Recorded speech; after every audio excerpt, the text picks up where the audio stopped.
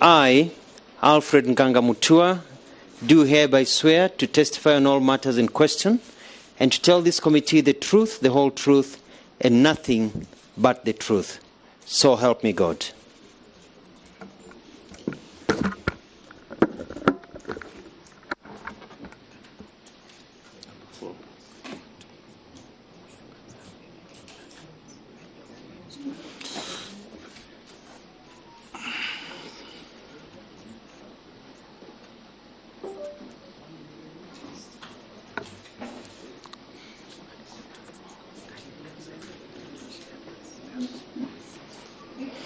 Thank you, Dr. Mutua. This committee is a committee of parliament that is conducting confirmation hearings. It's chaired by yours truly, the Speaker. Among the members will be invited to introduce themselves, starting with the Deputy Speaker for purpose of Hansard. I'm Gladys Boss, member for Wasingishu County and Deputy Speaker of the National Assembly. Karibu. Kimani Shongwa, Member of Parliament for Kikuyu. Yeah, my name is Opiyo Wandai, MP for Ugunja. My name is Junet Mohammed, MP Sunai. My name is Owen Baya, MP for Kilifi North. Robert Mbui Kadhiani. Adehab Mukami, County MP Nyeri. Ferdinand Wanyonyi, Member of Parliament Kwanza, Trans Nzoia County, Republic of Kenya. George Gitonga Murugara, MP Tharaka. David Kosing, MP Poko South. Abdul Rahim Daud, MP for Northimenti, Meru County, and a member of this committee. Honorable Mishi Mboko, MP Likoni, a member of this committee. Nelson Rab Koech, MP Belgut. Thank you, Chair. Caleb Amisi, MP Saboti. Dido Raso, MP Saku. Abdi Shurie, MP Balambala. Massa Mary, MP Teso South. Stephen Mule, MP Matungulu. Gikaria David, MP Nakuru Town East constituency. Naisula Lesuda, MP Samburu West.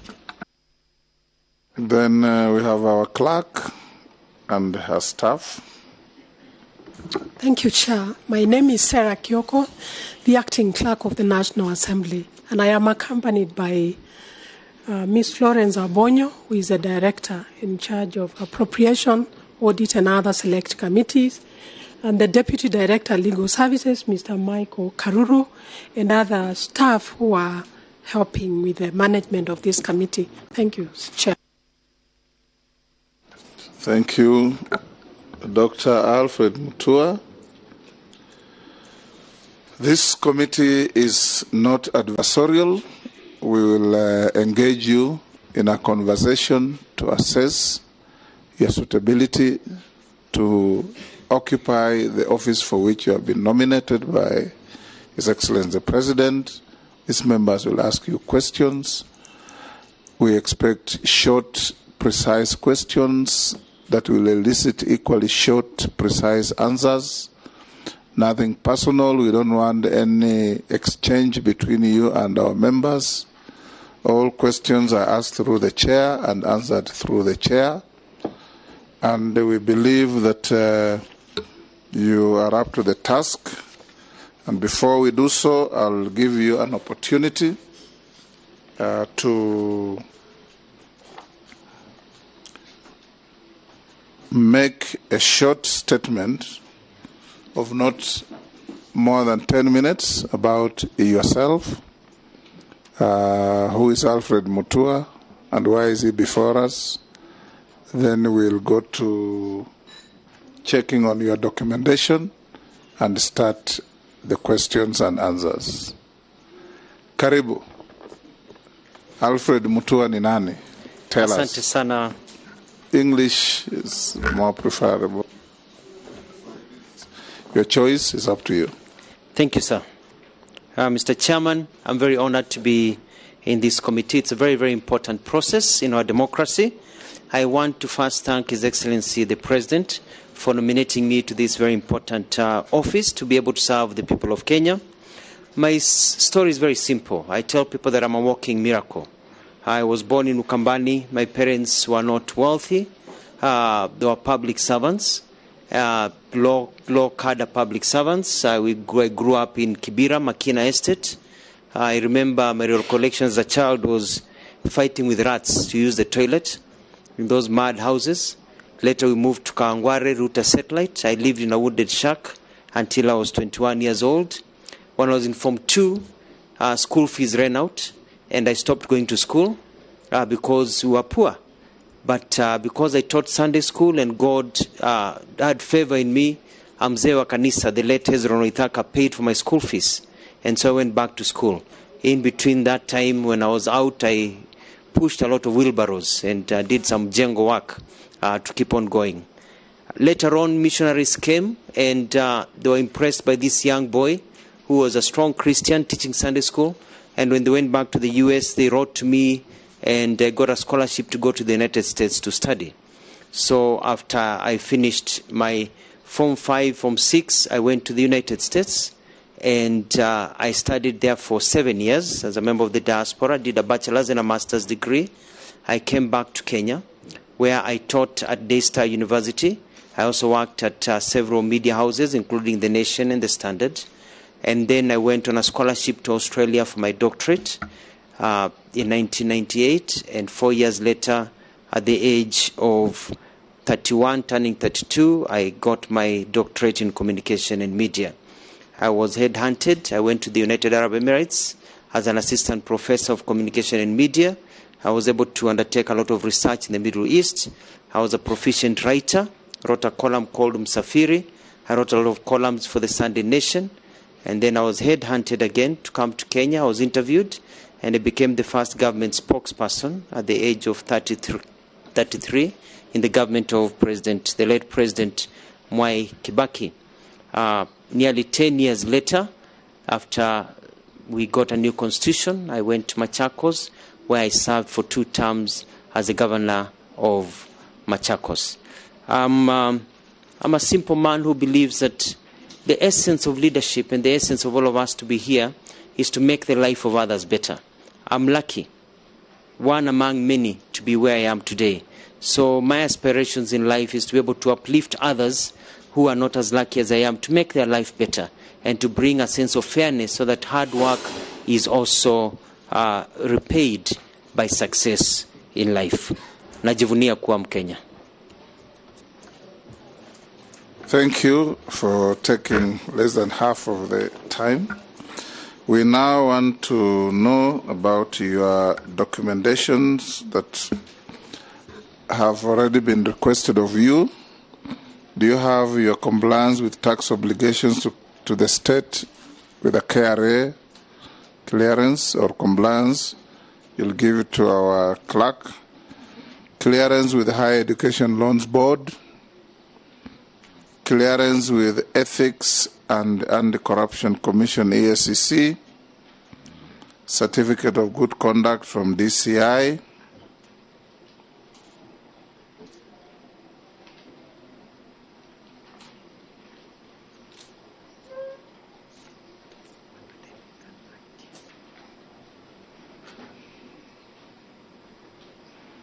Your academic certificates,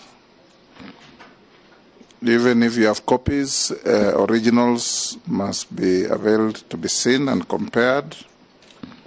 Your national identity card, and you may tell us, are you a dual citizen, being a citizen of Kenya and any other jurisdiction? No, Mr. Chairman, I'm a citizen of only one country, and that is Kenya. Excellent.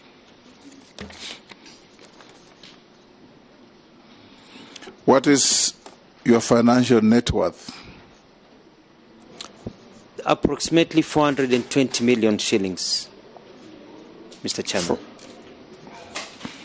And what are your current and anticipated sources of income? I have businesses, hotels, and a few apartments, and a few biasharas here and there. Nothing much. Here and there. You're a hustler. Have you ever been adversely associated with practices that depict you as bias, in favoritism or nepotism in the discharge of public affairs and duties? No, Mr. Chairman. Have you ever been charged and convicted of an offense? No, Mr. Chairman. Particularly in matters of personal interest or conflict of interest in the discharge of public duties? No, Mr. Chairman.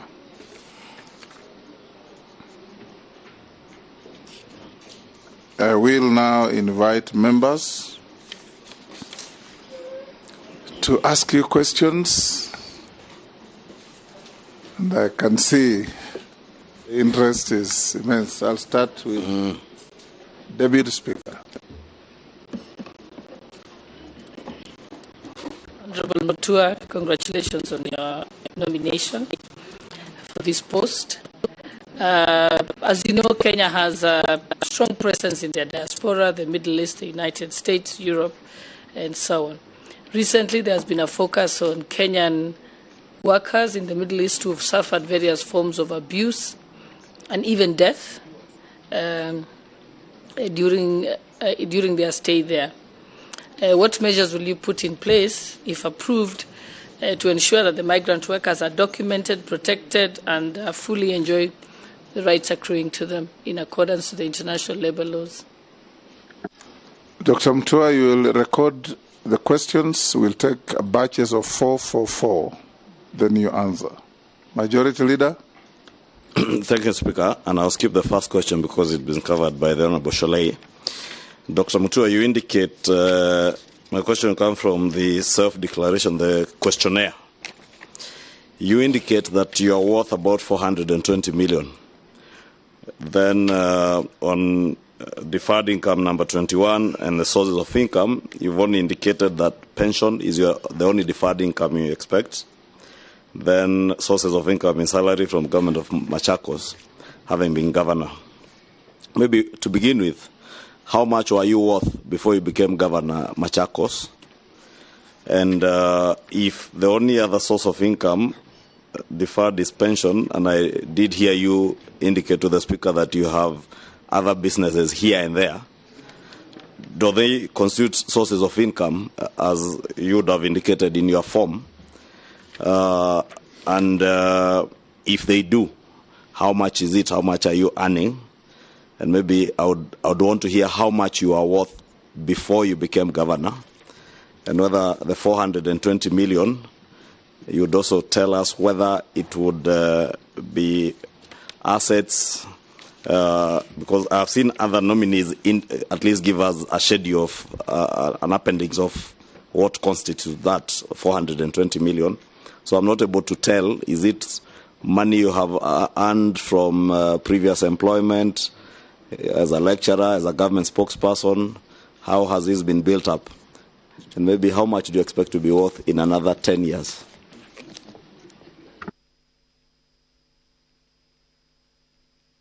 Yes, thank you, Mr. Chairman. Governor Mutua, you are the first governor we are interviewing on this committee, today at least. And there is a worrying trend of governors having been investigated by investigative agencies for quite some time, with cases not ending up in court. And you are one such example. I want to specifically address two issues with regard to Machakos County during your 10-year tenure as the governor of the county. And one issue that has been investigated, and we are yet to see the outcome of the investigations, is a scandal concerning dams. A scandal. There is a dam by the name Marumba. I don't know if you can, yeah? You know about it?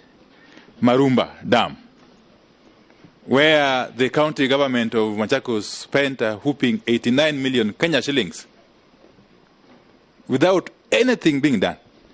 This was meant to go towards the siltings of the dam. This money was paid out, and nothing, completely nothing was done here. In addition, the Danish International Development Agency pumped in 50 million Kenya shillings, again here, without any tangible result.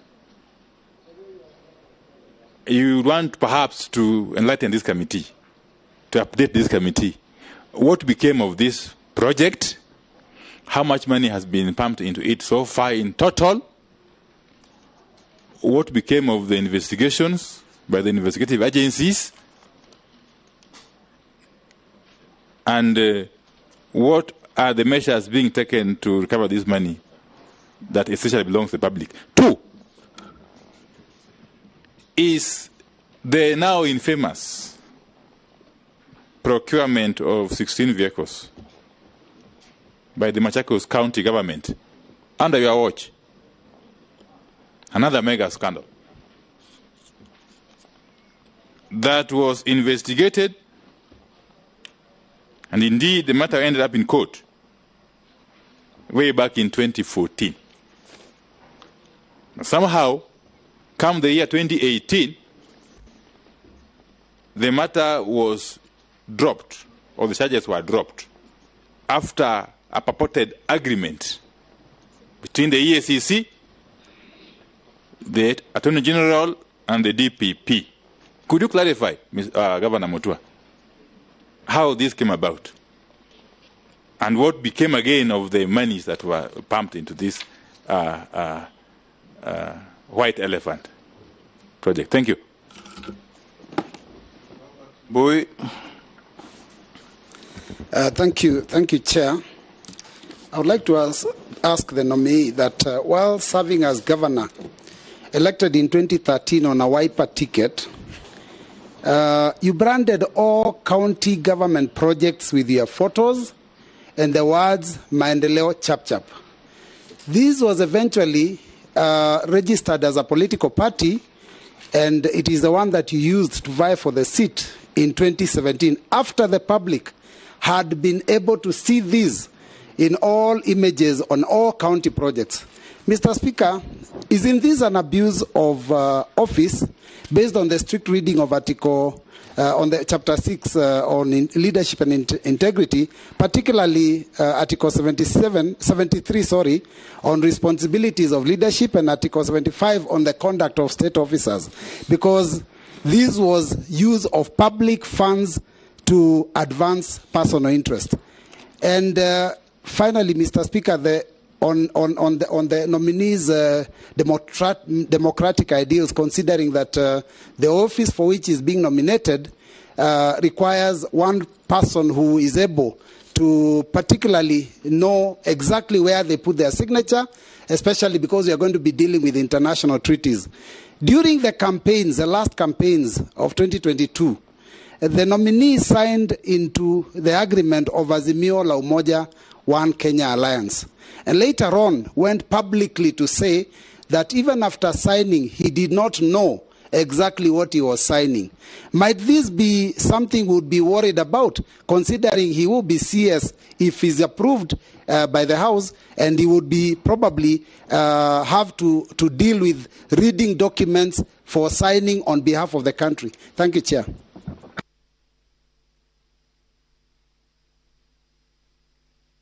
Can answer those, Dr. Mutua?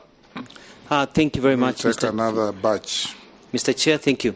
On the issue of the diaspora, Mheshimiwa Gladys Sholei, through Mr. Chair, it is quite unfortunate that as we sit here, Kenyans have died and have been mistreated in some parts of the world where they go to seek employment.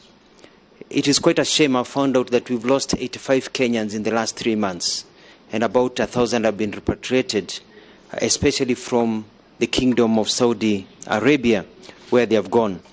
I've looked into the matter and I've seen systematic failure in systems from how they are recruited here and how they are led to operate when they get to Saudi Arabia and other places.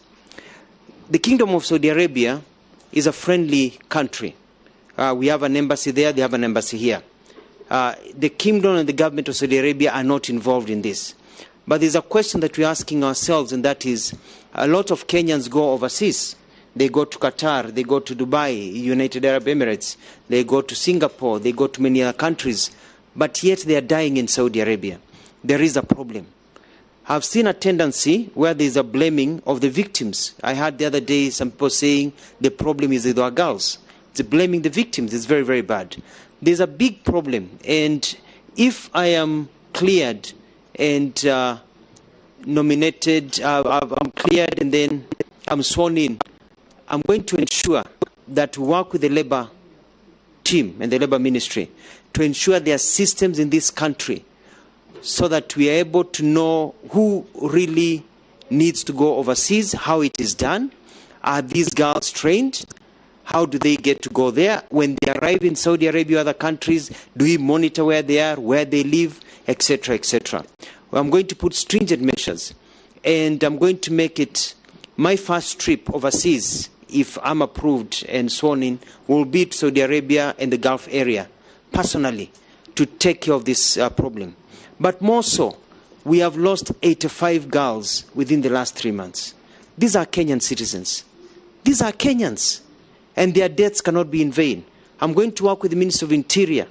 I'm going to work closely with the Saudi Arabian Embassy and Saudi Arabian Embassy and the government, so that we can even allow our DCI to go to Saudi Arabia with me and investigate each and every death that has occurred, so that each and every person who participated in the death of these girls is brought to book and charged. These are Kenyan lives. We need to send a message that no Kenyan will die overseas or get out overseas, and the government does nothing about it. So I'm going to lead from the front and to ensure that this never happens again. But we're going to take care of some of the systematic failures that we have seen. Cartels that are operating here and other places, we'll take care of them and ensure that the life and sanctity of Kenyans is protected.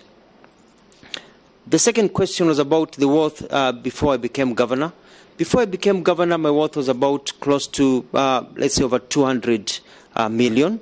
By that time, I had already invested, and the investments have been able to grow.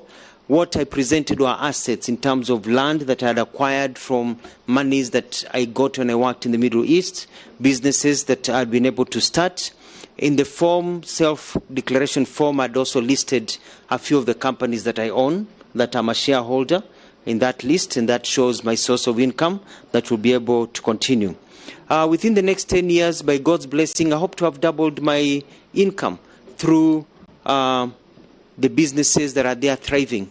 As a Minister of Foreign Affairs, I'll not be able to participate in business much. I'll be taking care of, if I'm approved, will be taking care of the foreign interest of this country. But the businesses will take a life of their own. There's a third question about the worrying trend of governors being investigated. I'd like to go through them, Mr. Chair. The first one was about Maruba Dam. I was never questioned or anything brought to me about Maruba Dam. I think there was an investigation. Somebody wrote a petition about it.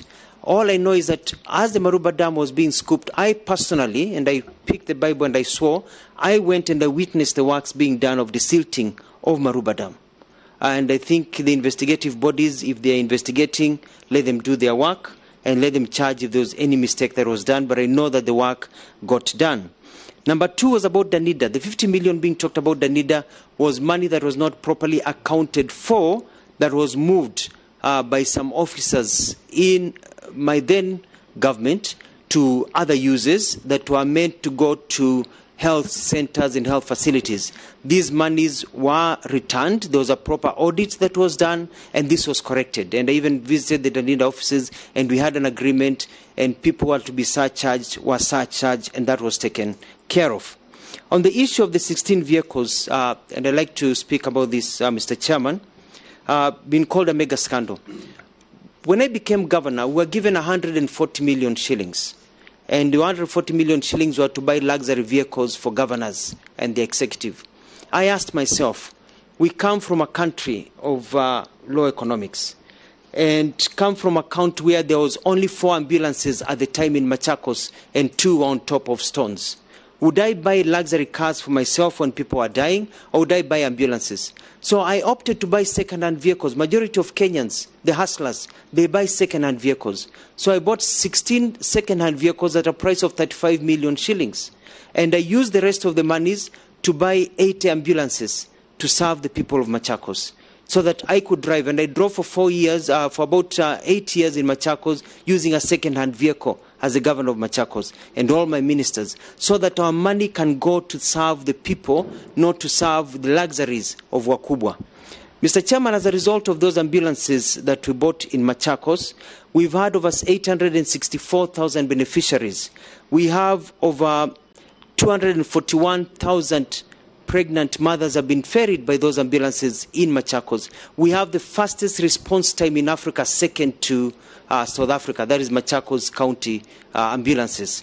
We have 51,122 children who are born in those ambulances.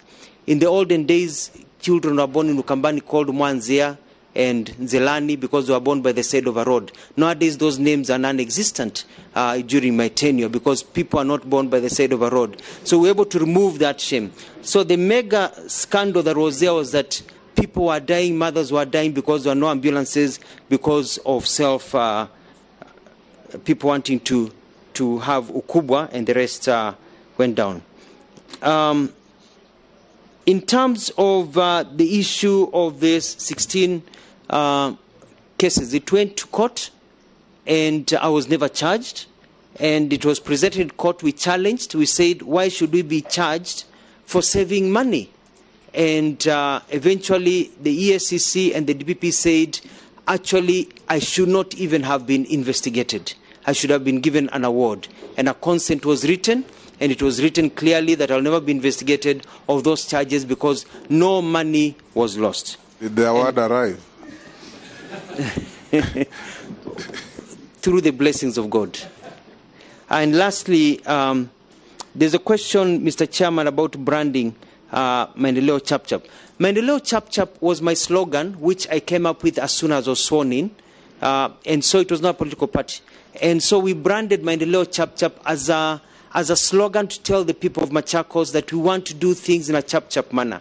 We're able to build a stadium in 4 weeks that is now FIFA approved. We build a people's park. We build a road that is existing between Makutano Mamwala and Kidimani, 33 kilometers in 3 months. We broke the world record. Maendeleo Chap-Chap to serve the people of Machakos and the people of Kenya to show that it is possible.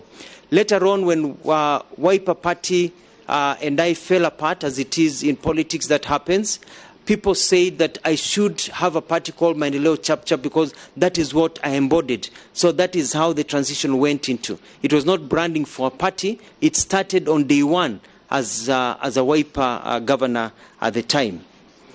Lastly, I was asked a question about appending my signature, about what you did not know.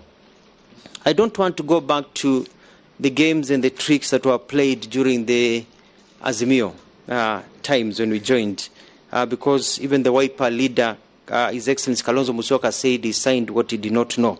And it's not that we signed what we did not know. Point of order, Chair. We had not seen. Point of order, Chair. Yes. Chair, I would like to ask the nominee to kindly restrict himself to the questions and not to address matters that are not have not been brought, because the party leader of Wiper is not a nominee and is not one of the people that is being vetted. Many people say they didn't know. Let him answer the question. I want to repeat what I said. Let's ask questions and answer them without veering off into any parochial politics.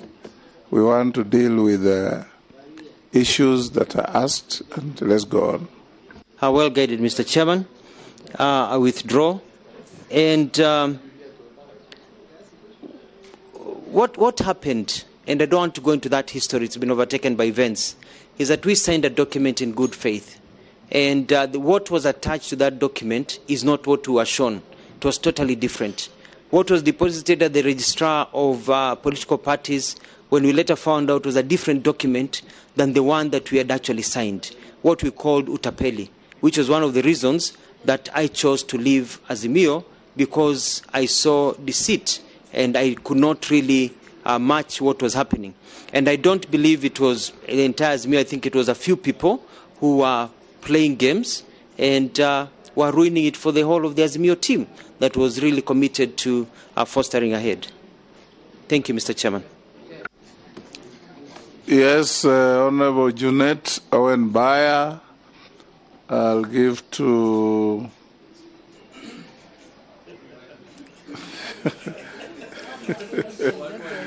I'll give to Shurie.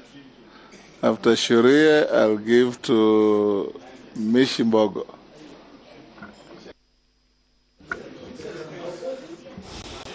Thank you. Thank you, Chair. For this Chair, I wanted us to clear with the preliminary issues first before we go very far. Chair, you was asked a question to the nominee, how much is his worth? Then he told you 420 million. He did not attach breakdown of that, like the other nominees, what that 420 entails, which land, which place, and such things. But anyway, I wanted to ask him, now that he has not attached, now it forces me to ask him, this hotel in Machakos, this white one, is it yours? A&L, yes. Even I had lunch with you one time there. Just for that. Is it yours? Is it yours? During your Azimio days? During the old good days. Is it? Yeah, is it yours, your nominee? Yes or no?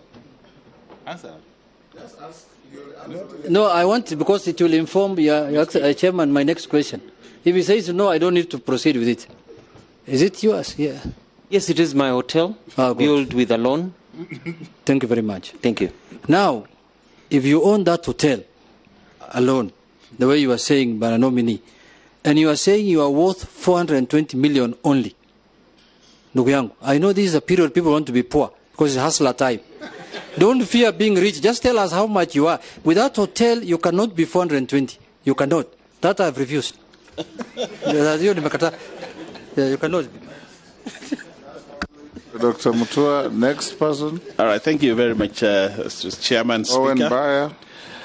One of the key roles of a Foreign Affairs Minister, and in addition, you've been given the docket of looking at our missions abroad, is we have weak missions as a country. Weak missions because the attacheship that used to be there, used to have trade attaches, tourism attaches, educational attaches. In our missions to strengthen them, and they'll discharge their mandate very well. Today, if you go to our missions, you realize that they're very skeletal. And the work that is being done there, probably those people stay there to drink tea and mandazi only. But there isn't much work that they are doing. One of the areas that has suffered is tourism. Kenya used to be the foreign exchange earner in this country. The highest was tourism. The numbers were growing every day and were very good. But since these missions kind of thinned and these missions stopped doing the work that they were meant to do, tourism has gone down. I come from a very tourism-rich area, but we have suffered heavily in terms of numbers and income because the missions abroad have been weak. How, therefore, will you, as if you are confirmed as minister, strengthen Kenyan missions abroad and actually give Kenya the much-needed foreign exchange that would come through tourism? That is my first question. Secondly, Mr. Speaker, I have particular interest in the missions in Italy, where a bulk of the tourists that come from coast come from. There has been a complaint that we only have a mission in Rome, and yet a lot of the dealings are in Milan. How are you going to help the Kenyans that live in the other parts of Italy actually access mission services easily instead of having to travel all the way to Rome? I thank you. Next. Thank you, Mr. Speaker. And Bwana Nominee, I want to get your take on this. If you get approved, you'll be going to a ministry that has a lot of civil servants. who tend to be overlooked when appointments for high commissioners and ambassadors are appointed. Would you consider creating a quota system so that there's a certain number of professionals from the ministry get appointed so that they don't get demoralized, and another quota for other Kenyans? Thank you, Mr. Speaker. Mishi, the Honorable. Asante Mheshimiwa Spika. Mheshimiwa Spika, Kenya sasa imekuwa mwanachama katika Baraza la Kiulimwengu katika mambo ya usalama na amani. Swali langu ni kwamba hivi sasa tunasikia kuna vita vya Urusi na Ukraine, na hivi sasa bei za bidhaa zimepanda sana hapa Kenya, kama bidhaa ya unga, bidhaa ya mafuta, na sana sana tunasikia ya kwamba sababu ni kwa sababu ya vita vya Urusi na Ukraine. Je, sisi kama taifa ama kama kwa mfano utakapopata wizara hii na kupitia serikali ya Kenya Kwanza, muna mikakati gani mkiwa wanachama katika baraza hili la kiulimwengu la usalama mtafanya kuhakikisha kwamba kumekuwa na amani ya kitaifa na kumekuwa na usalama, ili hali ya kawaida iweze kurudi na Wakenya wengi ambao ni maskini waweze kujimudu kununua bidhaa ambazo ni muhimu sana za kimsingi. Swala langu jingine ni kwamba kuna Wakenya wengi sana ambao wanaozea katika majela katika nchi za nje, haswa bara la Asia, ambapo walikwenda kule kwa mambo ya ajira, lakini kwa tetesi ambazo si za ukweli na njia za kidhulma, njia tatanishi, wengi wameweza kuwekwa majela na wanaozea kule, na hakuna njia ambazo zinafanyika kuhakikisha kwamba Wakenya hawa wameweza kuachwa huru na hivyo basi waweze kurudishwa Kenya. Asante Mheshimiwa Spika. Dr. Mutua. Thank you, sir. Mr. Chairman, the hotel that in Machakos, I talk about the worth of the hotel because it is still under ownership of, it is on loan. So when you own something that is under a huge credit, it's very hard to say that it is yours unless you've cleared the credit. And that is why the cost of my value in the hotel is much, much less than I would like it to be. Hopefully, one day in 10 years' time, when I own it 100%, then my value will be able to rise. Very good question, Mr. Chairman. The second question by Mheshimiwa Wenbaya through you, Mr. Chairman, is about the diaspora. Yes, it is true we've got very weak missions. And this is a trend that has gone on for a long time.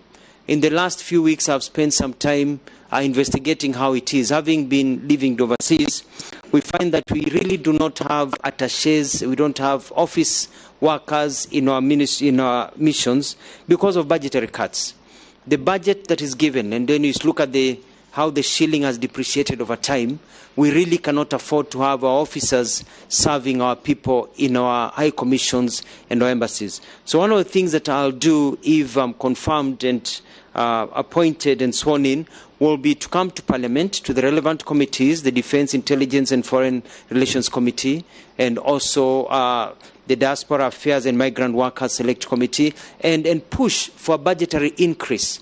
It is quite a shame, Mr. Chairman, I shouldn't say this on here, but it's good for people to know that some of our embassies are so dilapidated that it is a shame when the ambassadors receive guests, they can't take them through some corridors. They take them through the back door because they have not been able to even paint the walls because of lack of budgetary support.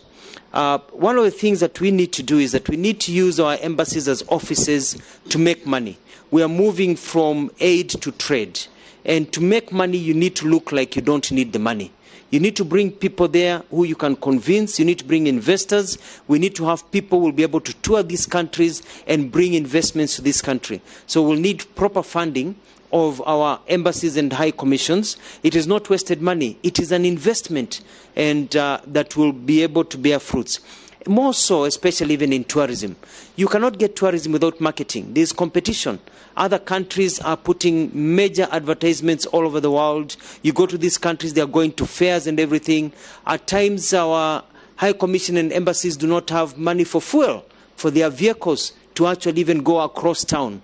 So where will they go to actually market our country in a fair to bring tourists? So there's been a trend of reducing the monies given to foreign affairs, and I hope this will be able to change because we're able to show that any money plugged in will be recovered 100 times fold. So I feel the pain, and which is a real pain. There was a question that was also asked about Italy and about different missions. And at the same point, we'd like to be able to open, and our strength as a country also lies in how our footprint in the world. And yes, Rome, we need a consulate or embassy in Milan. You look at, for example, China, with over 1.5, 1.6 billion people. We only have one embassy in Beijing covering a large country that's like a continent. We need a mission in Guangzhou, where there are very many Kenyans, so we can tap into manufacturing and some of these issues. You look at even in South America, yes, we have embassy in Brazil, but that's covering 450 million people. We need to bring trade. It is a shame that in a country like Brazil with 250 million people, it's the 12th largest GDP, with the 12th largest GDP in the world, that the value of goods that we sell to Brazil currently is zero, because there's nobody marketing it. So we need really to improve and really market our goods. Kenya Kwanza government is talking about value addition, is talking about creating markets, being able to sell our goods overseas. But where will they sell the goods? The goods will only be sold if the markets are found by the officers in the foreign and emissions. This third question was about civil servants, balance between political and professionals. And I do agree of a quota system.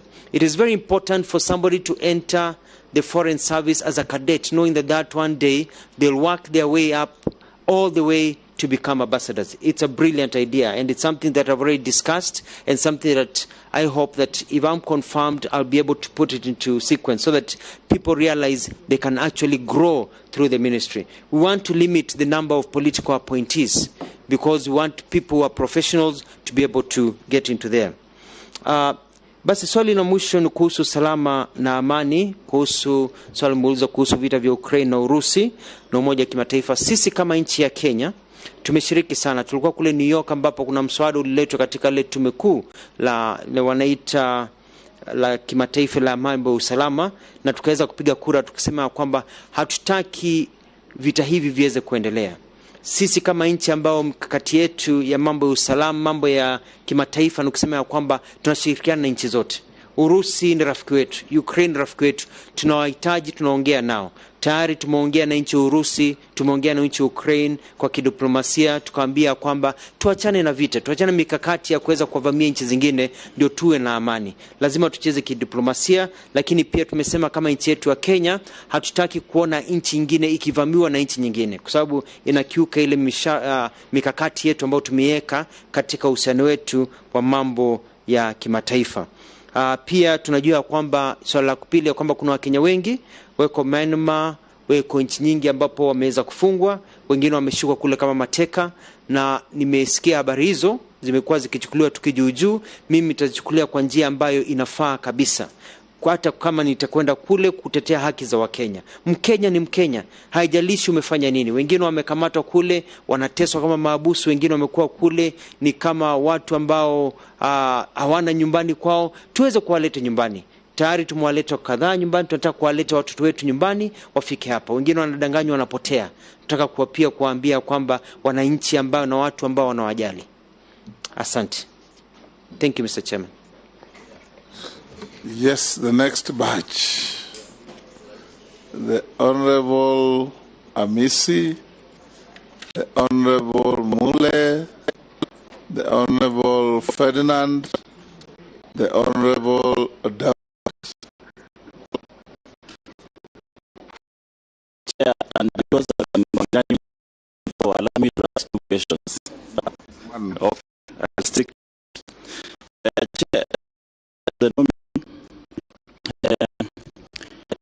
labor migration as presented as a new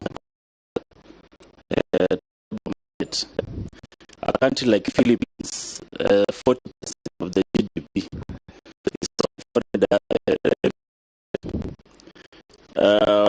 whatever Philippines has, I think Kenya has more. Where do we go wrong? How will you be able to work together in synergy with the Ministry of Labour.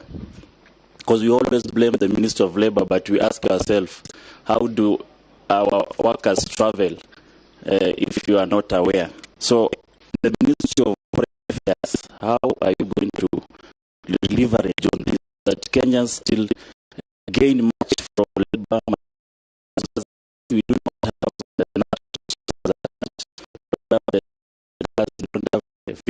the petroleum, don't have the minerals.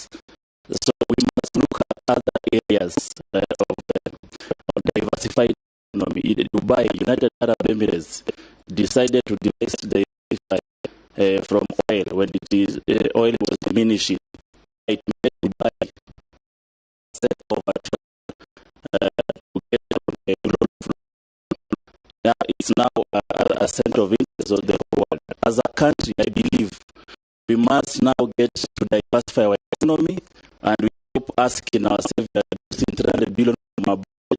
The next president will come and tell us reducing 1 trillion. So we are going to become, our policies is about how to make us more poor, and not what can we increase our budget. So that is the threat I see to this country. We are discussing now on how to reduce the budget instead of how we are increasing.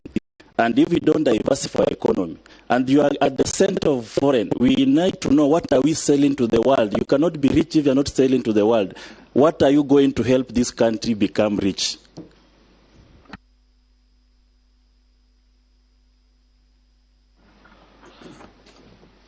Honorable Mule. Thank you very much, Madam Speaker. I want this to go to the nominee.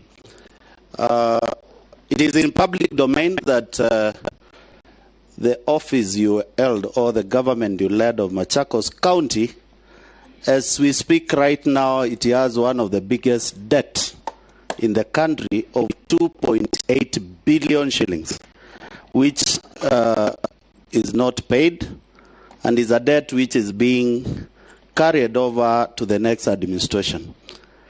Kindly, without any personal or emotions, try to convince this committee whether was that failure in your management, in your leadership, and in proper accounts of the county government of Machakos not to incur such debt, whereby we know very well the county government of Machakos has been receiving all requisite funds from the national government, development partners, and other local collected avenue, whereby we should not have a single debt. And for example, Makueni had a debt of less than 2-point-something million shillings by their close of gaps.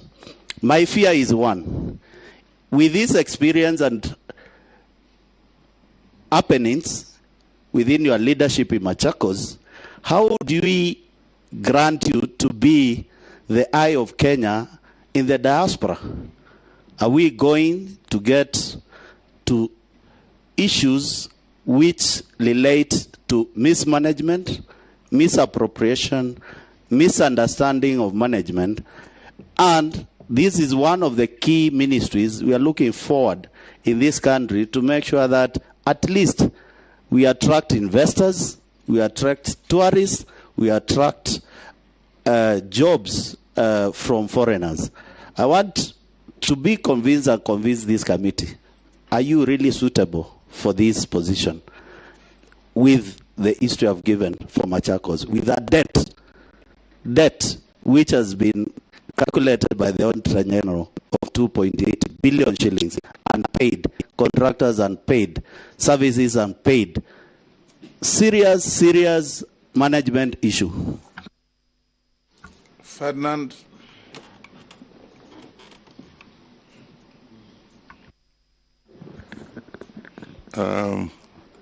May I ask you this question? I'm one of the victims of the people who went to Middle East. And you've said if you become the Minister for Foreign Affairs, you will go to Middle East. I think the problem here are the the so-called cartels here and in the Middle East. Our people leave this place, and as soon as they get to Middle East, their passports are taken, and they move from one house to the other, one house to the other. So I think what you do is basically tell us what we do with the cartels that are exporting our people to that place. As I'm talking to you, I have a cousin of mine whose body is lying in the Middle East. Secondly, on a different subject, Speaker, I wanted to find out what's happened to the visa. The countries that are so-called very friendly to us, when they come here, we have no problem. But when you want to get a visa going to some of these countries, including a neighboring country like South Africa, it takes such a long time to get a visa. Sometimes you don't even get a visa. And some people even end up being stranded at the airport because they get there and there's nothing. They can't go back. They can't come. And so they spend 2, 3, 4 days at the airports. So what are you going to do about that? Thank you. Thank you, Chair. Thank you, Chair. Dr. Mutua, I would want to ask you 1 or 2 questions. We've got countries which normally offer us scholarships, university scholarships, college scholarships. Some of the friendly countries are India, Cuba, Algeria, Pakistan, Hungary, amongst others. I remember a couple of years back, the Indian High Commission telling me there were 100 vacancies for technical training colleges in India. But the scholarships can only come through the Ministry of Foreign Affairs. But when I went to follow up with the Ministry of Foreign Affairs, I was told they were not available. But the Indian High Commission told me they were there. And many like them are there. So what is being used to distribute scholarships to Kenyans and not being to people to buy them? If it's not going to help the audience and it's going to be hooked to people, then it doesn't have our balance of trade. In many countries, our balance of trade is in favor of the other countries. What do you think you will do to even market our miraa so that our farmers in Nyambene and Tigania can at least get something out of miraa, because that is one thing which is, I think it is at the core of our government as well. Thank you. Dr. Mutua. Thank you, sir.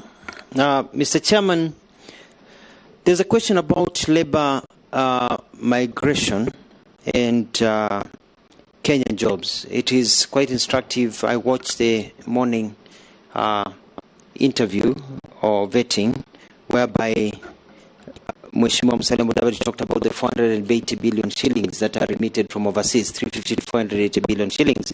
Actually, the diaspora remits more money to Kenya. It's our chief foreign exchange earner than even coffee, tea, and others.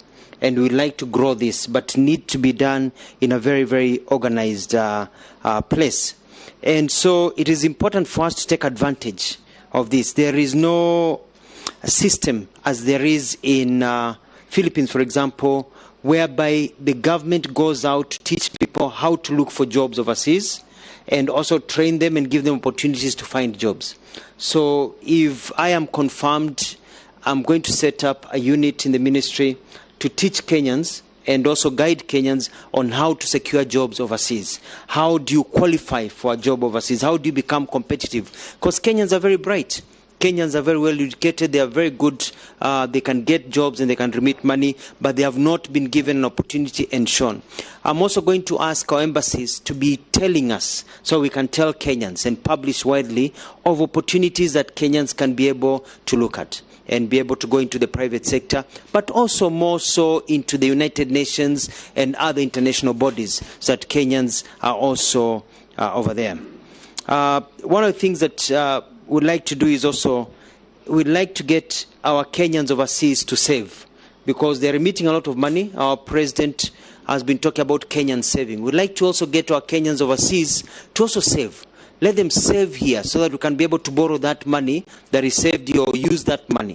We've been talking about an infrastructure bond for years. We'd like to get that infrastructure bond realized so that Kenyans overseas can say we build that highway with our money from overseas. We also want to set up a network so that when you send your money here, you know the money is being used for the right use as a member of the diaspora. The second question was about the pending bills by Mheshimiwa Mule, Mr. Chairman, through you. And I was also surprised to see in the news about 2.8 billion, but what I had on my records was 1.6 billion from the control of budget. And we have a plan of how this money, and it was very clear how the money would be paid. It was very clear to the control of budget how the pending bills were accumulated. Some of them were accumulated because we had very many development projects. If you have a lot of development projects, others will carry over into new financial years. When some of them carry over to new financial years, they become pending bills, and they are listed, even though some of them are ongoing. There are others whereby we had talked to the control of budget that we had said as a government I would not be able to pay them because they were white elephants. There are some things that were listed where a school was built, but you go to the ground, there's no school built. If I paid that pending bill, then I would be arrested and locked up, because that is corruption. So that is how some of them have accumulated. There are others which really are real. We have poor exchequer, we're able to correct, and it's a challenge. We're dealing with the first 10 years of devolution. It was about balancing everything, getting everything going, but by the end, I'm very confident that I ran a very good government that was recognized, that had a lot of success in many, many areas, that was able to be an epitome or an example to many other counties. Mheshimiwa, through you, Mr. Chairman, talked about victimization of Kenyans through the cartels, and it is true. I have some tricks up my sleeve, and I don't want to speak about them publicly right now because these cartels will work on them. But I can assure you, within a few weeks, I'm dealing with these cartels, because I've been made to understand that some of them are even owned by government officials. And they're going to do everything because they're making tons and tons of money out of our people. And some of the things that we want to do is that it's a clear recording. If you're going to send our kids overseas for work, you need to have a record of who you are sending. You need clearance by the foreign ministry, not only by the labor ministry. And when they arrive in that other country, we'd like to get within 2 weeks to know which home, their domicile, and where they are working. If we don't get that list, then that organization will not be allowed to send any other person to that country ever again until that is met. Furthermore, it is the right of every Kenyan to bear their own passport upon themselves. And we are going to tell the Kingdom of Saudi Arabia that the Kenyan passport belongs to the Kenyan. And you only surrender your passport if you're getting a visa and others. You cannot surrender your passport because you're working. And if they can't agree for Kenyans to keep their passports among themselves, let's go to other countries. We don't have to go there and be slaves because they take our passports and we can't even travel anywhere. So we are going to ensure some of these things are not taken for granted. It's all about the government putting down its foot and saying, we are friendly nations, let's treat our people with respect. Mr. Chairman, the question about the Kenyan visas, and this goes hand in hand with the strength of the Kenyan passport. If you go to Google, you'll find that our Kenyan passport is number 75 in terms of the countries, in terms of its strength. This is because we are not really, our passport is not very strong. We can't go to many countries without visas. One of the things that I want to do if I'm confirmed and sworn in, is to ensure that we get bilateral agreements with many countries signed, so that we can have reciprocal, so that Kenyans do not need a visa to go to some countries. Most of the time, these countries put what in Swahili we call vikwazos, because they believe that Kenyans will be going there, misbehaving and not coming back. But with the plan of President Ruto to grow the economy from the bottom up, Kenyans will not have a reason to flee their country. There will be opportunities for people to go, trade and come back home. The other thing is also to look at some of the agreements that are sitting in Parliament that we're going to bring. For example, there is an MOU between the United States and the Kenyan government to quicken how Kenyans get visas to the United States, but it has sat in Parliament for a while. I'm going to fast track it so that it is approved, and it is so we can sign some of those agreements and many treaties that will strengthen our passport. I also would like to, if confirmed, is to introduce what is called a service passport for senior public government officials, so that there is a diplomatic passport, there is a regular passport, and also a service passport. This is done by many countries, so that our senior government officials have a service passport that enables them to get visas in a faster way to be able to go and carry out their duties, which may not per se be diplomatic, but they're able to carry out their duties. It will put less pressure on the diplomatic passport, and also it will ensure that our passport gets a better ranking at the end, so that the mamambogas and others can also be able to go to many countries without having to go for a visa. The Mheshimiwa, through you, Mr. Chairman, Dawood asked about scholarships. Very, very important. And this is because of lack of follow-up. I've noticed that there are very, very many treaties, agreements, follow-up of meetings that have really not taken root. One of the things that I plan to do, if I'm confirmed and sworn in, is to ensure that there is a person sitting in the Ministry of Foreign Affairs with direct linkages to every other ministry. Because we want to go trade, but we also look at these specific scholarships to other places. We want to be able to announce these scholarships to the public. Si mambo ya kujuana. I have a good friend of mine, if I can use him an example, called Professor Frederick Iraki. Grew up very poor, was teaching somewhere in Western Kenya. He saw an advert in the newspapers. I think it was Taifa Leo. And he was able to apply to the Foreign Ministry for a scholarship on merit without knowing anybody. He got a scholarship. He's now a full professor. Went overseas, studied, full professor. Hakujua mtu. So we want to create a system whereby children of the poor, when we say the child of the poor will be able to sit at the same table with the child of the rich, so that you don't have to know anybody for you to be able to get these scholarships. And we'll publish them. And also I'll be on my tours overseas. I'd like to be accompanied by members of parliament, because I have seen when I was working in government, whenever there's a team that comes from the United States, from England and other countries, they bring their members of parliament, they bring their members of Congress to accompany the minister. I'd like to get that habit, because you understand and you can be able to lobby for me and lobby for the country of Kenya, more scholarships and more opportunities for Kenyans. It is not just a job of executive. This is a shared, I want to have work together with Parliament, because it is about Kenya. Kenya is not just about the Foreign Office. It's about all of us as leaders being able to support our people here in Kenya. In terms of balance of trade, yes, a problem, because majority of our products don't have value addition. So we are selling our products raw. So we find that we are importing finished products. We actually sent our products overseas and they are imported to Kenya with value addition. The Kenya Kwanza government is all about value addition. We like to add value to our products so that more money can remain in the pockets of wananchi, and this will ensure that our balance of trade is balanced. In terms of miraa, we look at how do we package our miraa, but it's not all package, it's how do you market our miraa overseas, and how do you get smooth transition, because that is a product so that the people of Tigani, as you put it, can also have more money in the pocket. So this is a critical part of the plan of Kenya Kwanza. Thank you, Mr. Chairman. Thank you. We agreed no lifting of hands. Yes. Naisula, Gikaria, Raso, Posing, Emase. Thank you, Chair. To Honorable Mutua, many things... Actually, there are only two of you left after Emase, Murugara, and Mukami. You can take those 6. All right, thank you, Chair. To Honorable Mutua, many think that you have zero international experience. What are your views on self-determination in relation to this nomination?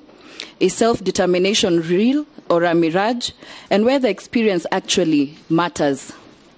And the second question, in your view, what new roles will the State Department of Diaspora Affairs do that the existing government structures don't do or will not do?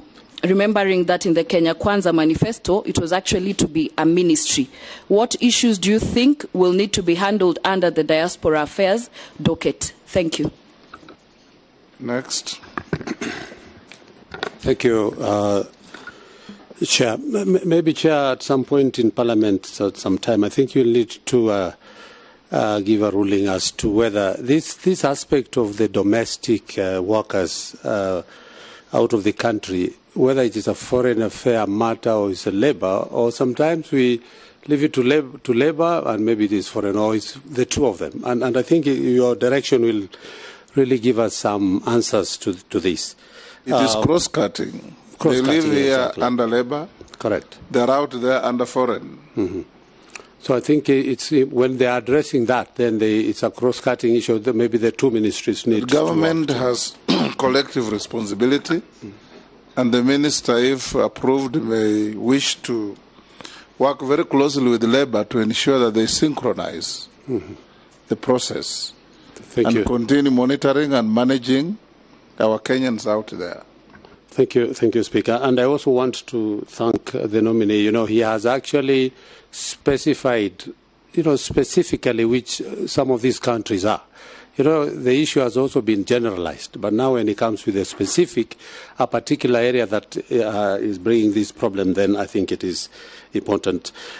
He also mentioned that he wants some of these properties that he has is out of the income he earned when he worked in the Middle East, if I heard him correctly. Maybe he needs to give us an experience of then and what is happening now.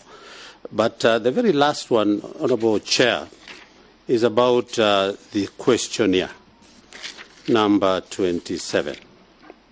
And I had the nominee giving us a very emotive and very, you could feel where he has come from and the assistance that he got when he was rising and through his education and missing out to school because of school fees. But Honourable Chair, if you look at number 27 in the pro bono charity work, donation to charity and things, he writes not applicable.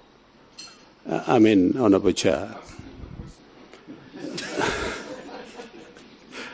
How then could you have benefited from well-wishers and good Samaritan, and yet in your tenure, you're not giving back? Thank you, Chair. Thank you, Mr. Chairman, through you. Yes. Okay, proceed. Thank you, Chairman. Dr. Mutua, if Parliament will approve your nomination, you will actually be the number 2 diplomat for Kenya. And the ministry that you will be heading is the face of Kenya out there.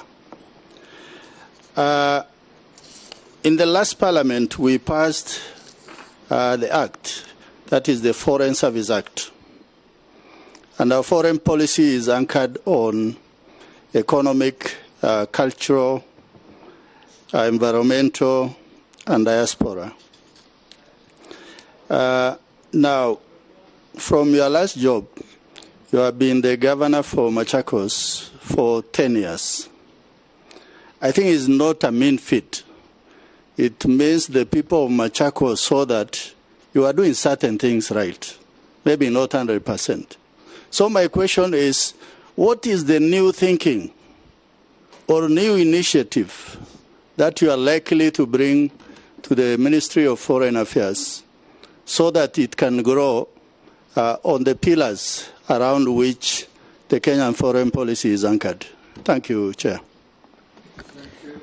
Honorable Gikaria, switch off your mic, please. Sorry. Thank you, Chair, and through you. You know, Mr. Speaker, Ministry of Foreign Affairs, as said by Honorable Raso, is actually the face of Kenya outside there. And by so doing, Honorable Speaker and the Chair, it is one of the most prestigious ministries to work in. I have assessed, Honorable Chair, and I want to ask if the nominee is approved by this committee and finally the House, to go and do audit of small communities. Now they come from Kenya Kwanza, which is bottom-up economically. I want him also, when he's going there, to look at the bottom-up community, so that to see, actually, is foreign affairs first of Kenya. It may be first of Kenya outside there. What about at home? And I want you to be very specific to some of these small communities, including Pokot community. How many are they in the Ministry of Foreign Affairs? And I'm taking an example. I'm not saying only Pokot, maybe Pokomo or elsewhere in this country. How many are there in the ministry? So that at least you, as Honorable Garia says, you bring real change if you are approved by this parliament. So that the face of Kenya does not become face of Kenya outside there as ministry, but at home is face of some few communities. Thank you, Speaker. My turn. Thank you, Chair. Yes, my question is to the nominee. Why do you think you are the best fit for this position? What is it that you're going to do differently? And I was also looking at the ministry itself. We do have the returning diplomats. You know, we take these individuals out there and they come back with a lot of skills, global experience. What are you going to do in terms of developing and retaining this talent and making good use of these individuals when they return, probably by making sure that they are, reassigned responsibilities or deployed to other ministries or boards where they can add more value and contribute towards the development of this country. Thank you. Thank you, Mr. Chairman. To the nominee. Initially, agriculture was the largest foreign exchange earner. I think later it was overtaken by tourism, and now it's been overtaken by diaspora. And with the continuation of what is happening out there, especially to our labor force, that may also go. And one reason why agriculture was overtaken is because of branding. That as Kenyans, we do not brand our produce properly, and maybe we do not sell those brands as brands of Kenya. For example, we have coffee and tea. But out there, whether it is in Turkey, it is Dubai, you'll be told that the coffee, the tea they are taking is from Egypt, which is surprising, and that tea possibly is from Kenya. The coffee, and we have some of the best coffee in the world. You're told it's Brazil or Thailand or from wherever. As the Minister for Foreign Affairs, I think you're going to be the driver of the policy brand Kenya. How do you propose to work with the Ministry of Trade so that this is realized and we are able to add more foreign exchange and as a result grow the economy as we intend to do? Kami. Our nominee, I have one question for you regarding the visas. Kenyans have complained about the amount of time and resources spent when trying to obtain visas to visit countries that we enjoy cordial relationships with, such as South Africa, America, UK. The nationals of this country do not suffer the same inconvenience, and some even get visas on arrival. What will your ministry do to address this concern?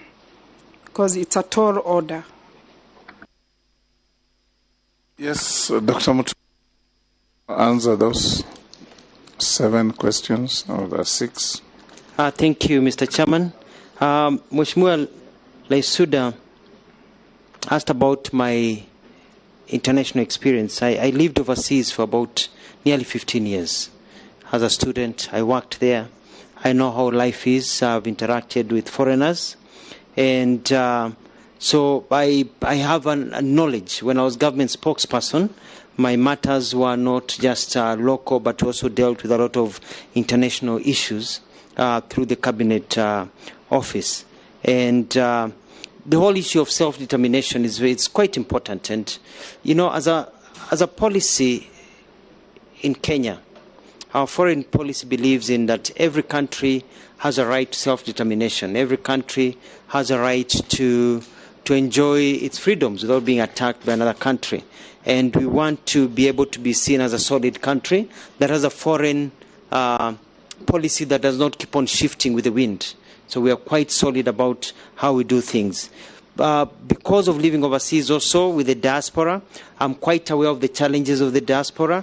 I know that the National Diaspora Council of Kenya has never been operationalized. That is one of the first things that if I'm approved and sworn in that I will do.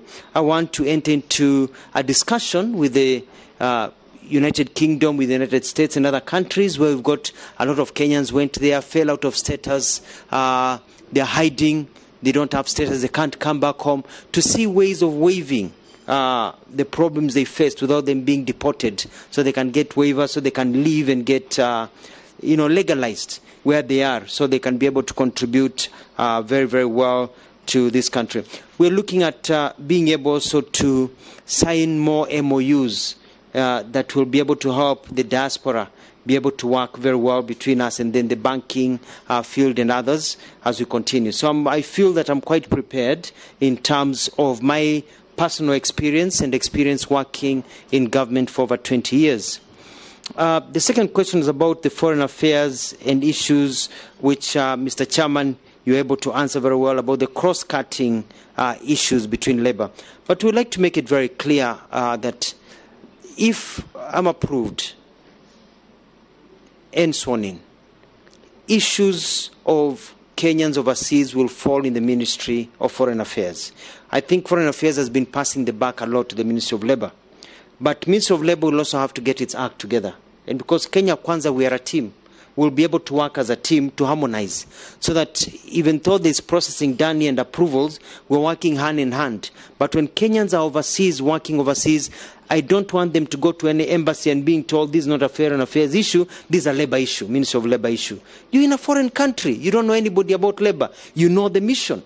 You want to be protected by your mission. I want people to be proud of the country they come from and to know that their country has their back day and night at every single time. There was the issue about the properties, yes, and the questionnaire. As a Christian, the Bible says that when you give with your left hand, your right hand should not know what you've been giving. A lot of my pro bono work and the work that I've been doing through the church. And I don't like listening to what I've done as a Christian, because you're not supposed to go and scream out there what you've done as a Christian. I sponsor more than 100 children through school myself, because I know how it changed my life by being sponsored, and many other things that I'm able to do that I don't like blowing my own horse, because I do it from the bottom of my heart and as a service to God, not as a service to man. There is a third question about being the number 2 diplomat for Kenya, and the Foreign Service Act, and the whole issue of the economy, culture, and trade. We are moving. You know, one of the reasons that Kenya is looked down upon even with visas is because we're a poor economy. You know, if you're poor, people don't take you seriously as much as if you're rich. If you're rich, you're taken seriously. And the whole idea is to make our country rich. We want people to know that Kenya can be a land of opportunity. And my job will be able to do what I can. For example, my dream and I would like to work with members of parliament and governors so that I could go out there with my ambassadors if I am approved. And we say as a country that we are going to bring to every county a new factory that will be able to provide jobs to our Kenyans and grow the economy so that we can all grow and make money. Because at the end of the day, it's all about money in the pocket. And we want our people to have more money in the pocket. And that's one of the things that we've said as a government that we would like to be able to do. Mr. Chairman, the other question was about the audit of small communities. I have to admit, Mr. Chairman, that I was flabbergasted, awed, shocked, amazed, confused when I looked at the list of recent appointments and other appointments to the senior levels in the Ministry of Foreign Affairs. It clearly does not represent the balance of the face of Kenya. This, with I'll be able to advise the President so we can be able to correct this. Every Kenyan needs to know they have a place in their government. And we are going to make sure that every Kenyan, regardless of where you are born, regardless of who your parents are, regardless of which corner you come from, you feel that you can participate in nation building in the various government departments. And I believe this is what our President is all about. And also to look at issues of skill-based. We want people who are skilled to know that you can work hard, you can be chap-chap, and be able to move up the ladder so that it's not skewed about who is knowing who. For example, there's the issue about postings in the ministry. We need to make it public. You know, now it's a hidden secret. You know, you actually don't know who is being posted until you find out somebody is missing and you realize they have been posted somewhere. We want everybody to know who's been posted where so that people say, huyu ameenda mara tano, nimeenda mara mbili. Why can't I also go and serve my country outside? We want to create a sense of fairness so that people feel that they are fair.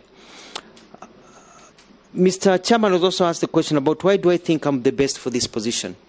I want to thank the President for giving me this opportunity. I've worked overseas. I have studied communication, and diplomacy is my second nature. As a government spokesperson, I was able to interact with any people, and I know what it takes. And I believe I have the talent and the gusto and the strength to be able to transform and change the way the ministry operates for the benefit of Kenyans. We have a clear plan in Kenya Kwanza, and I was part of the architects of that plan, so I understand clearly what we need to do to work in that ministry, and I believe that I'll be well placed and I'll make Kenya proud as we move on. The sixth question was about the diaspora and how we are being overtaken, and it is true. Mr. Chairman, you find that even flowers come from this country, they go to another country, then they're sent to another country, and people think the flowers come from that other country. We need to find a way of branding everything that comes from our Kenya, and that's when it comes down to even the value addition. We need to add value to our products. We need to be able to say this comes from Kenya, and be able to do it proudly and get it out there so that whenever anything is value added, we're able to make more money. And lastly, there was the issue about obtaining and the cordial relationship. In some countries, people come here, they're able to walk in, but for us, getting into some countries like going to heaven by the process of the visas. These are some of the issues that I'll be able to work closely with the ambassadors, work closely with this country, sign bilateral agreements so as to make it easier for Kenyans. And we'll try and start with nip and kupe. If we do it for you, do it for us, and see how it is, because we work with on the same work. We need to see how understanding of our passport. Africa, like Botswana, for example, their passport is quite strong. They can just walk into the US and just, in some other countries and just, get their visa on arrival. Whereas here it's a process. So we want to get our country to that level. Having lived overseas, having traveled, I know what it means for people to line up for visas. I want to that shame, and I believe I'm up to the task. Back to you, Mr. Chairman. Dr. Mutua, can I ask you a question? Yes, sir. Our athletes, they give us the most visibility everywhere. Through them, our national anthem is played in most unexpected places.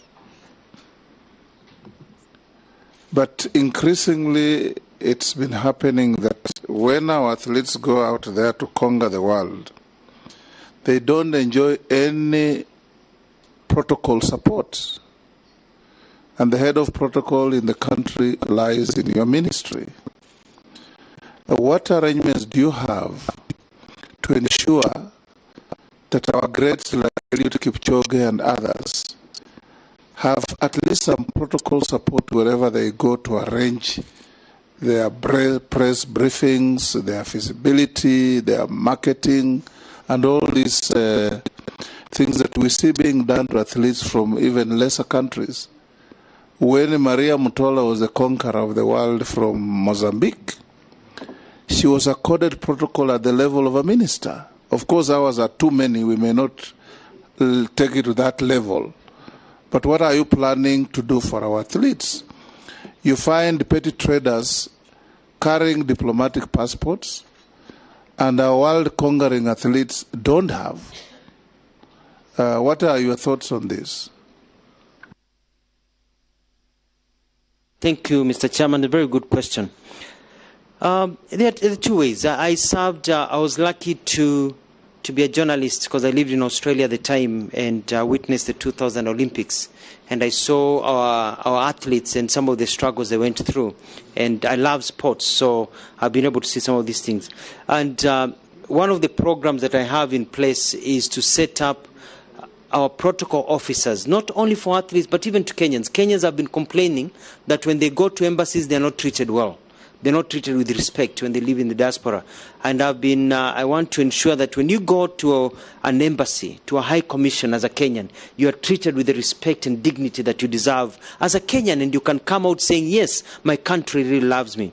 So I'm going to institute a program to take care of athletes and even top business people when they go to these countries, because they are also income earners. They are bringing foreign exchange to our country.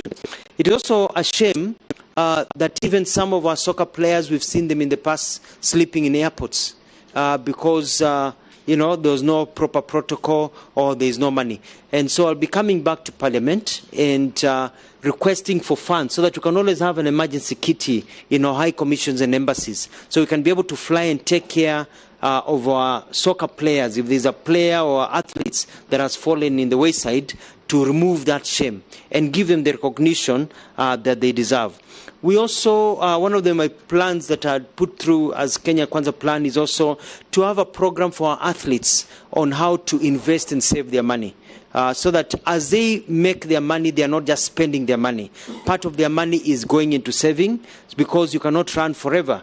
After a while, somebody else will be able to run faster than you. A better soccer player will play better than you. So that you have something left, so that you can be able to invest, get into business or get into work, so that you don't die poor. Then it becomes that you represented this country, but you're dying poor. So we put that in collaboration with the ministry in charge of sports. And lastly, we need to have galas and recognition when they come back and treat them well. When it comes to issues of diplomatic passports, I totally agree with you. And I'll be, if I'm nominated, if I'm approved and sworn in, I'll be taking to Cabinet a memo to discuss on who should and who should not have diplomatic passport. With the introduction of the service passport, we need to come up with a clear criteria. In my mind, for example, I think that members of parliament who are our top diplomats, because they understand the problems on the ground, they should be able to be facilitated to go overseas with the right documentation to be able to work, not just people who are connected to have diplomatic passports. But also we need to leave to save the sanctity of the diplomatic passport, because if a diplomatic passport is given to everybody around, it lowers the ranking of our passport, which means that our Kenyans who are down there, Mama Bogas, now have to line up for more visas. So it's a balancing act. Thank you, Mr. Chairman. Thank you, Dr. Mutua. Now we're coming to an end of your hearings. I give you 3 minutes to tell us your wish. Thank you, Mr. Chairman, and I want to thank the committee, and I want to thank the members for the very, very insightful questions that they have been able to ask me, and I hope I've been able to answer them. And I humbly request you to approve my nomination so that I can be given an opportunity to serve this country in a way that I know will transform this country. I want to be able to work clearly to make sure that Kenya is known to be a country that wants to trade, not aid. We don't want to go and beg and get aid. Yes, aid is good. We'll be getting support, but we want to trade. Kenyans do not want hands down. Kenyans want a hand up. Kenyans want to be given opportunities, and that is where I'm coming in. In terms of diaspora, I'm going to fight for the rights of diaspora. Having been the diaspora myself, understand the pains, I'll be able to work on those things. Marketing Kenya is very important. Kenya needs to be also a conference place where conferences can come to this country and we make a lot of money. It's a low-hanging fruit, so we're going to support that a lot. Even as we champion climate change, because as you know, in this country, how the weather is, we have to fight for climate change, matters of environment and others. And I'll work with everybody to ensure that the Kenya Kwanza government under President Ruto succeeds, because we are working as a team to ensure our country grows. Mr. Chairman, I want to assure you that mbele iko sawa. Thank you, Dr. Mutua. You are now released and at liberty to go to your other duties. Honorable members, we have saved 5 minutes from Dr. Mutua. I give you a stretch of 5 minutes as we ask the sergeant to look for Mama Alice Wahome as our next nominee. Bring in Alice Wahome in 5 minutes.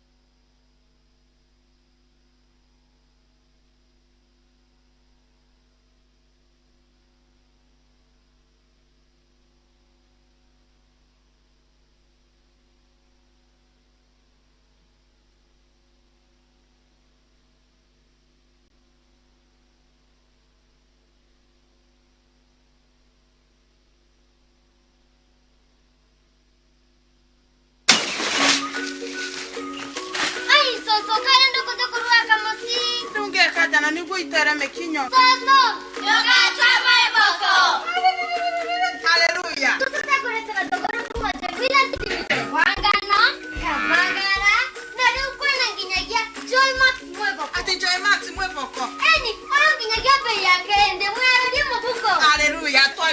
Ini uguo todo Joy Millers Limited mamwishirĩtie na miena yothe Mutua Ngano raha premium ĩrĩa ta kabagara na rĩu Joy Max mwĩthoko vau one tawakize ono kurugamanga yathi Mutua hinya wakegwa tia Joy Millers Limited, quality is our middle name.